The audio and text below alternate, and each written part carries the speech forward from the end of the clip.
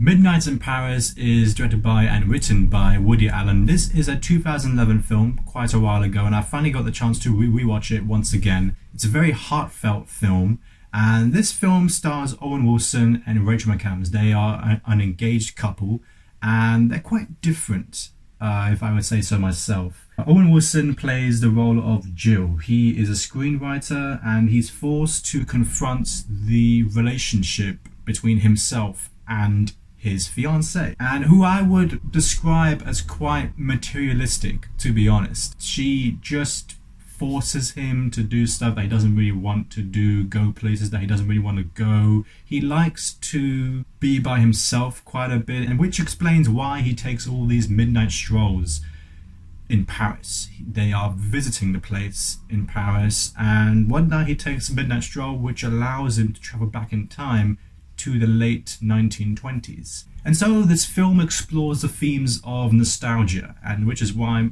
his character goes back in time in the 1920s, because he believes that the 1920s is the golden age of that era. It is the golden age, is where he would most likely be in. And that's the best thing about this film. This film perfectly describes what nostalgia can do to a person, because like all of us, I'm sure that most of us would love to go back in time or the future, but the present is just the present. Present can be quite dull and just sort of ongoing, and nothing really is going on. That's how Owen Wilson feels in this film. He wants to go back because he believes that the 1920s is the best era, much like how all of us would feel as if the past would be much better. And the people that he surrounds himself with are just incredible. The actors that portray these roles are just fantastic. I saw Tom Hiddleston, for example, playing Scott Fitzgerald, and that was great. That was a really exciting time because I'm a huge fan of Great Gatsby, and it was great to see that on screen, and Tom Hiddleston played it perfectly and saying old sport, and it was awesome. That was fantastic. There were people like Scott Fitzgerald and Pablo Picasso and T.S. Eliot and Ernest Hemingway, and it was a very interesting take on how the 1920s would be, and I just loved how original and unique this film was. Woody Allen is known to be, in my opinion, quite inconsistent when making films. One time he would make a fantastic film, and then another one not so much, and then another one it's okay, and then it just comes back with a classic film like this. And this is one of his finest films of his entire career. It's fantastic. I love this film.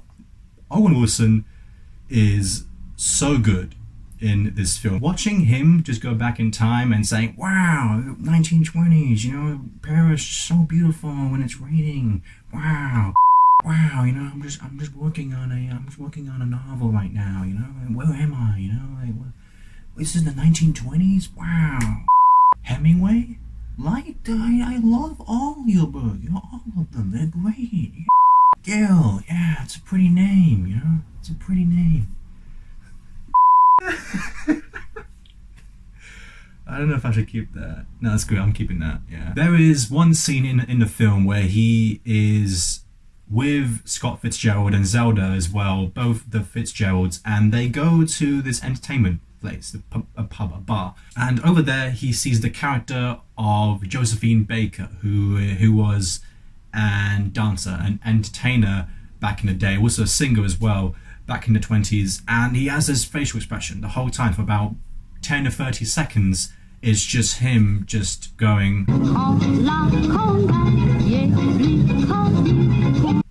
That made me laugh. That really did make me laugh, because I would do the same thing, but because it's Owen Wilson, it just brought an element to it that was even more funnier and so much more relatable, because he's so likable in this film. You just can't help but just get behind him already.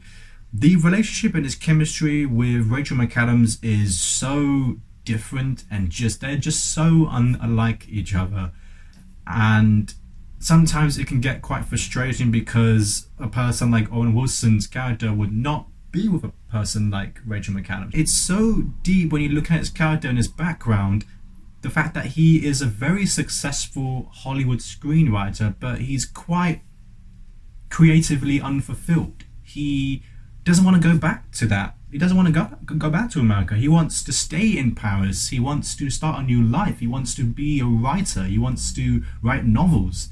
And he looks up to these legends in the 1920s era. Because he's so unfulfilled in his present, he just wants to run away to the past. And that idea, that's what makes him likable, because it's so relatable.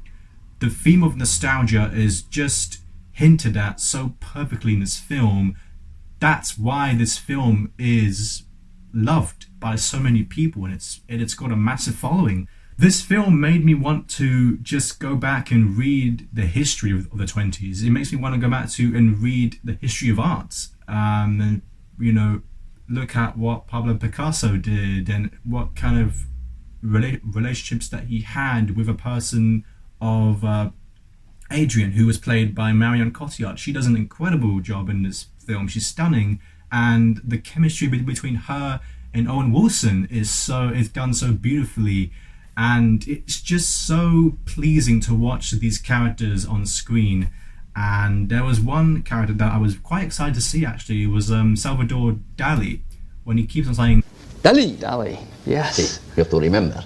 I was really entertained by that, and it was just so great to see the Spanish surrealist be in this film, because I studied film and I've studied a lot of surrealism, and most of his films have been the main subject of that, and it was just really interesting to just watch that on screen. One of the main reasons as to why Wilson's character is so likable is because he just gets absolutely negative stuff from his fiancée, who never wants to agree with what he's saying and never wants to be on his side. She just wants him to not move to Paris, not do any of that, go back to his successful Hollywood screenwriting stuff that he just doesn't want to do.